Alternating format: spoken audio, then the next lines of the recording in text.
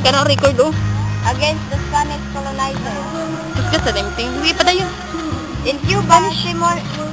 Yan eh. Okay. In Cuba, Simon increased his wealth by engaging in the jewelry business. While there, he befriended many Spanish... Yan na! Hawa! Ako dito ko yan na. His customer Ibarra came back to the Philippines from Cuba disguised as Simon in his second novel, The Filibusterismo, in order to wreak vengeance against the Spanish colonizer. In Cuba, Simon increased his wealth by engaging in the jewelry business.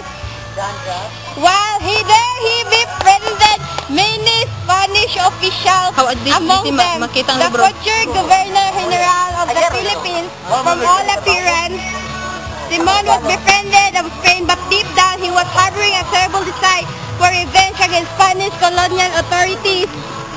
Lakaw mo. Uy, lakaw mo. Authorities, his purpose in coming back were to rescue Malacca from the nunnery and the form revolution against hated Spanish masters.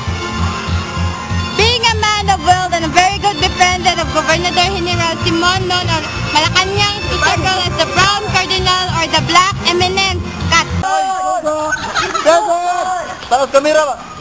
Amo, minitid ka rin. To encourage corruption in government, promote the oppression of the masses, create widespread discontentment among the people, so that from the discontentment and the desperate, he could gather these people to rally behind him in a revolution to death. Atubang.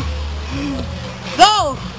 A rich Chinese businessman in Manila by the name of Kiruga helped Simon smuggle arms by ammunition into the country. The hope of that should be succeed in his mission will be appointed as Chinese consul. Oh. And cut! Revolution failed because at the 11th hour, Simon received the word that Maria Clara died in the nunnery. The planned attack was aborted because the leader, Simon, was to grieve over his personal loss, a very undesirable trait of leadership. Well, Simon gave us the wedding gift, a beautiful golden lamp.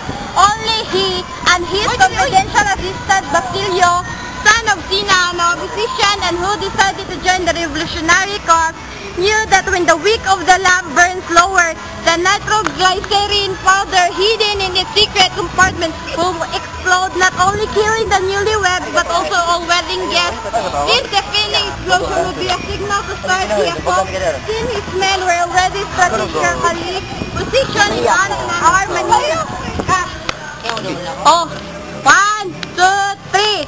In order to attain this big bang, Simon, weeks before the wedding, volunteered to supervise the renovation of the house where the wedding reception was to be held.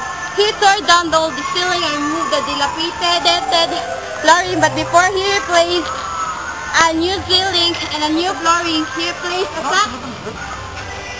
Laka na. Ha. Uy, katungkuan. Tuan na.